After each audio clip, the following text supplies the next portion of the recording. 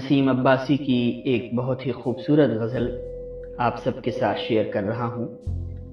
मुलाहिज़ा कीजिए कि हर एक रंग का पत्थर तेरे मकान में है, हर एक रंग का पत्थर तेरे मकान में है, मगर जो सबसे हसी था अभी चट्टान में है।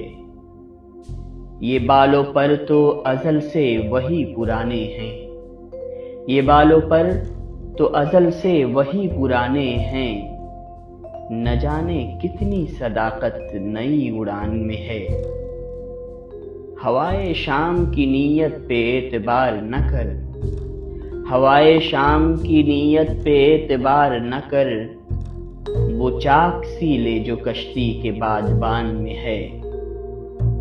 जो बात घर में भी करता हूँ फैल जाती है, जो बात घर में भी करता हूँ फैल जाती है, कोई शिगाफ यकीनन मेरे मकान में है।